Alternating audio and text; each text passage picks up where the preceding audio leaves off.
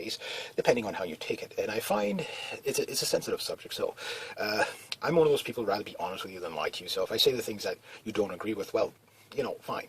But I'm taking things more from, I guess, a scientific base than an emotional base on this. And it's the fertility rate of white people. We're going extinct. That's pretty much the data around the world.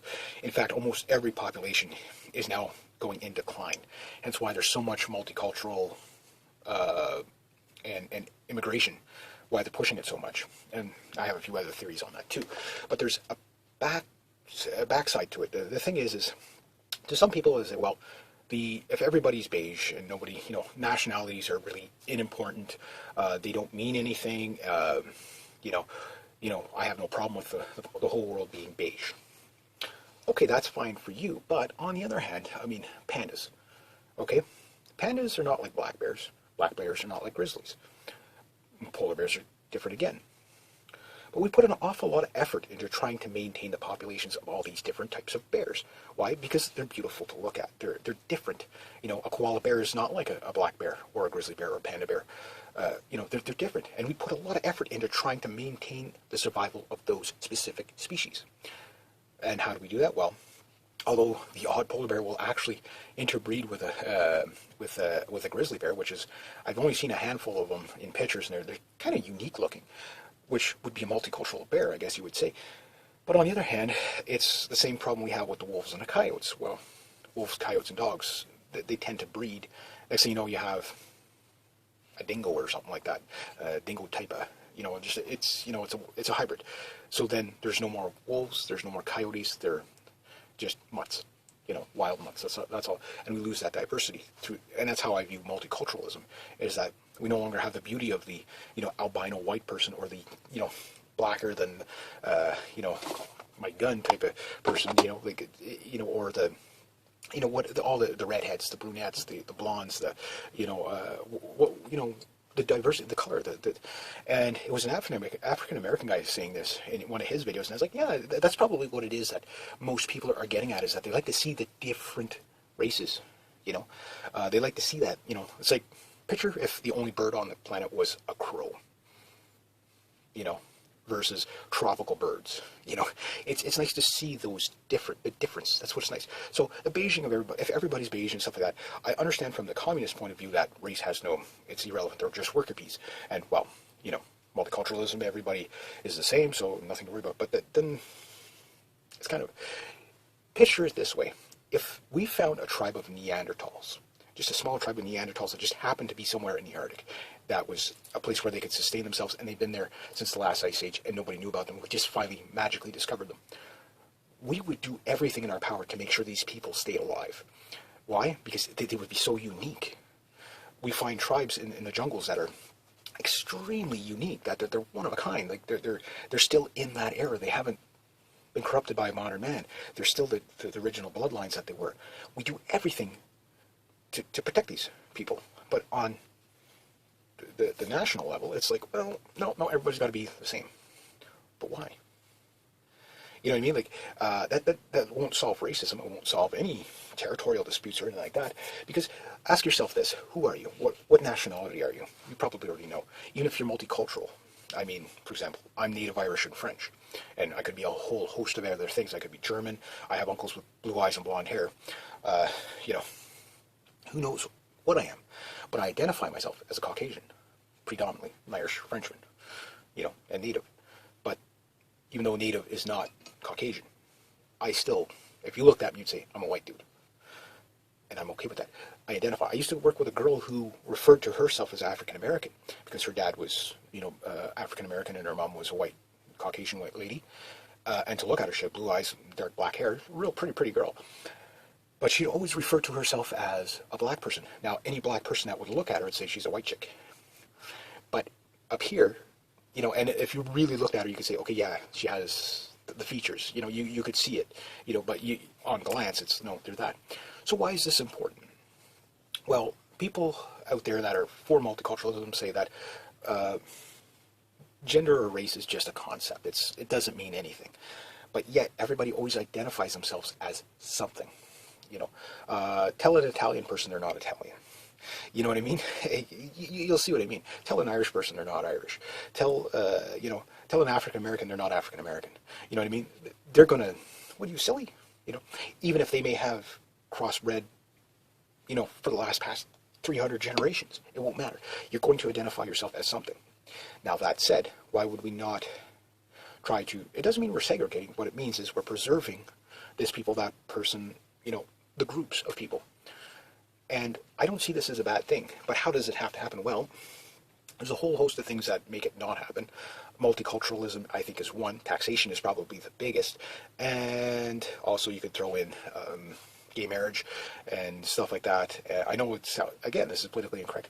And then, of course, interracial dating. This is what takes away your species. There will be no more koalas or brown bears or wolves or coyotes. Everything is just going to be a melting pot of this, that, everything. No purebreds. But how do you get a purebred?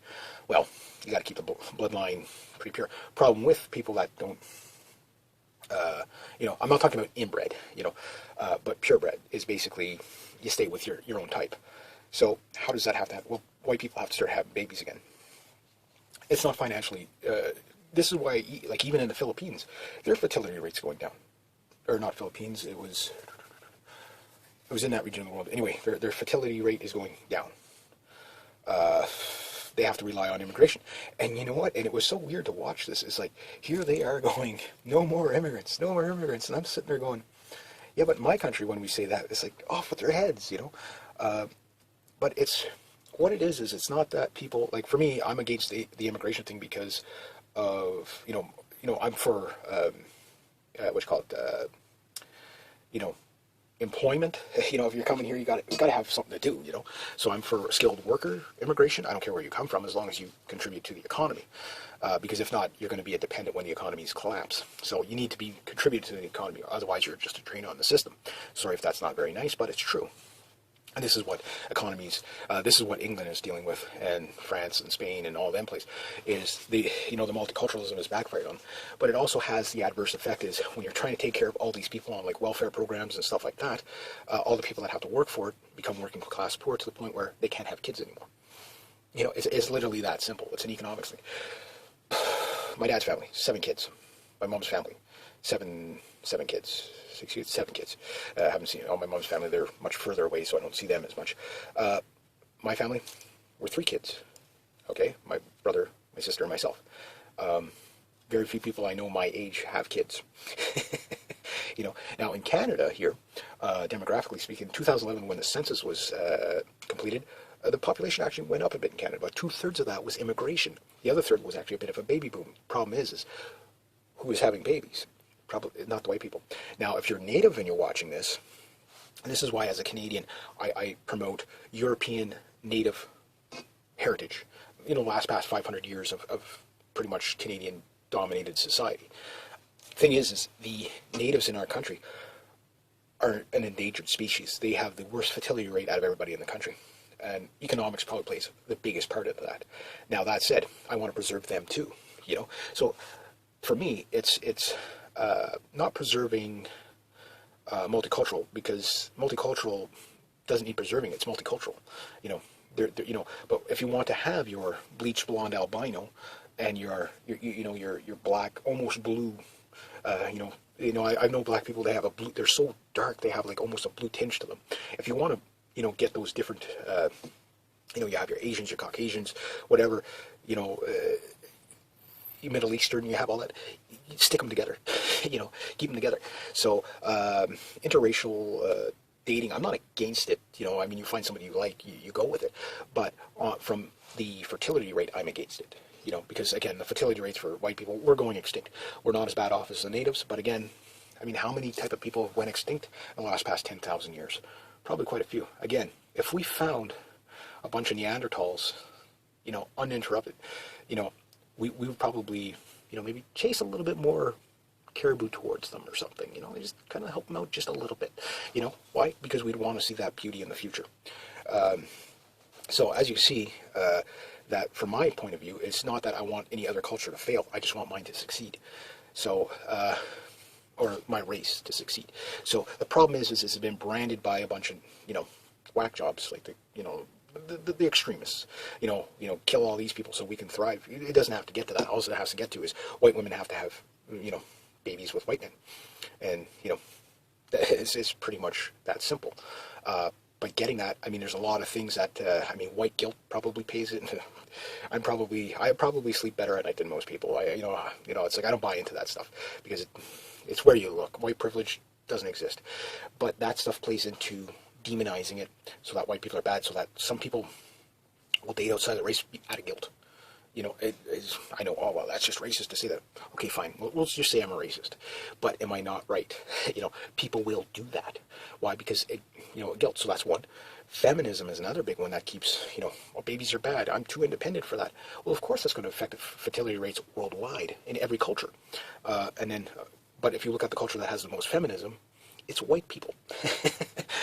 So, you see what I mean? How it plays in? And then you have immigration, and then, Marcosi, the French prime minister, president, or whatever, sitting there saying, no, you have to do multiculturalism because in a communist type of environment, and these people are socialist, communist borderline, where they believe that, culture has no meaning. Your race has no meaning. So therefore, it's irrelevant. And if everybody is a mixed hodgepodge of everything, it breaks down all barriers. Well, we've had enough multiculturalism forever. It's not a new idea. It goes back, to the days of the probably cavemen, you know what I mean? So the thing is this though, if we look at our history from the time the first upright guys, said, look alive, Neanderthal, and push them aside. Well, there's been multiculturalism ever since then, but people were more tribe-oriented, more, taking care more of the races. It's only in the recent where, because of the brainwashing of, everything must be multicultural or you're a racist mentality, that if you have any sort of form of nationalism and try to support your culture or your, not so much as culture, but your actual race, that, oh, no, race is just a suggestion. It's just all in your head. It's, it doesn't mean anything. Well, it does. If you're of Viking descent, you're probably going to say, you know what, this is my people where it came from. Okay. Now, if you're of native descent, you're going to say this is where my people came from. If you're of Irish descent, you're going to say this is where my, people came from. If you're of Scottish descent, you're going to say this is where my people came from. But if you're a hodgepodge of everything, you're going to say, I don't know. Identity crisis. And we know how, it doesn't matter what the identity crisis is, it usually leads bad to people. The other last thing, and this is the one that's probably going to get the most slag, is gay people. Gay men can have kids. They can adopt, but they can't further the population. So that goes against the population. Lesbians probably typically don't adopt kids, but they can have kids. But again, you need a man and a woman. So anyway, for Canada, we white women need to have babies with white men again to get the population going for the white race. And this needs to go around worldwide. It doesn't make me racist, just I like pandas, I like grizzly bears, I like polar bears, koalas. Anyway, tell me what you guys think. Okay, this is going to be a very politically incorrect video in a lot of ways, depending on how you take it. And I find it's a sensitive subject, so I'm one of those people who'd rather be honest with you than lie to you. So if I say the things that you don't agree with, well, fine. But I'm taking things more from, I guess, a scientific base than an emotional base on this. And it's the fertility rate of white people. We're going extinct. That's pretty much the data around the world.